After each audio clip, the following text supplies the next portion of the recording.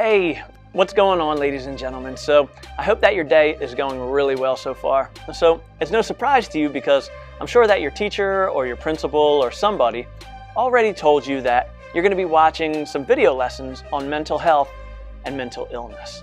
And so for some of you right now, you're like, this is going to be terrible, which it's not. And some of you are like, you know what?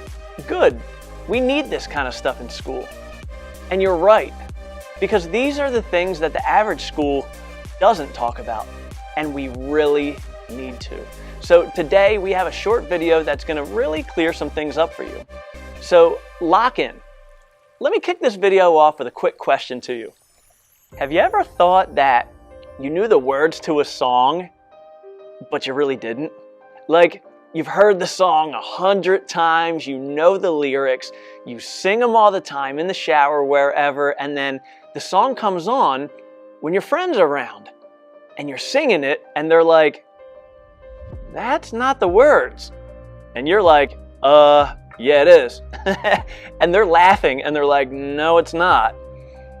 And then you're like, yeah, it is. I know this song. And then you Google the lyrics or you look them up on Spotify or whatever, and you're like, oh. Well, I think that's kind of what the problem is with mental health and mental illness, is that so many people hear these words all the time, or they hear stories, or they hear people using different phrases and names for things that have to do with mental illness. But here's the thing, nobody's really cleared it up for us. And here's why this matters. Because you know how things go. There's way more wrong information out there in the world than correct information.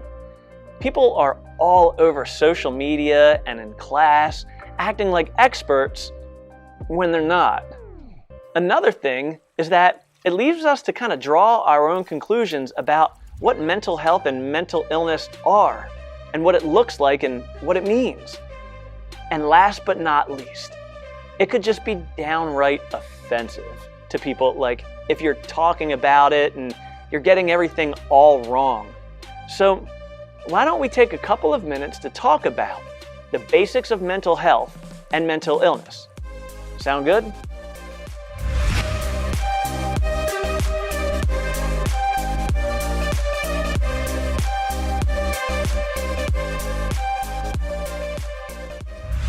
All right, so let's just start at the beginning.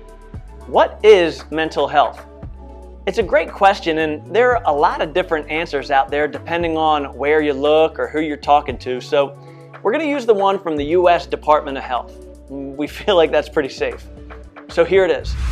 Mental health is our level of emotional, psychological, and social well-being.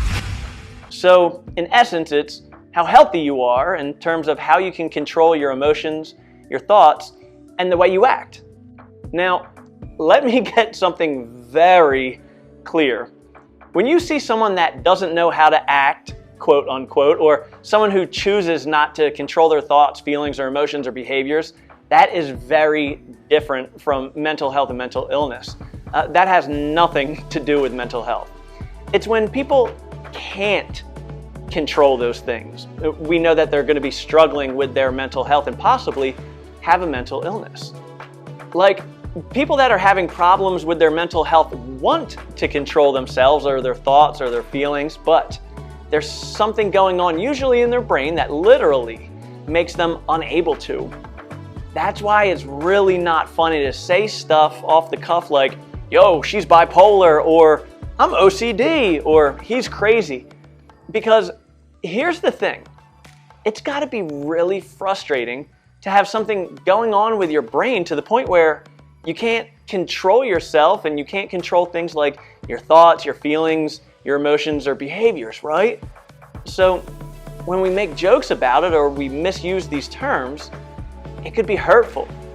That's not cool. So again, your mental health affects how we think, feel, and act. The Department of Health also says this: mental health also helps determine how we handle stress, how we relate to others, and make choices. Mental health is important at every stage of life, from childhood and adolescence all the way through adulthood. When we have good mental health, it shows in the way that we act and think and feel. When we don't have good mental health, or if we have a mental illness, it makes those things a lot tougher, and sometimes without help, they're impossible.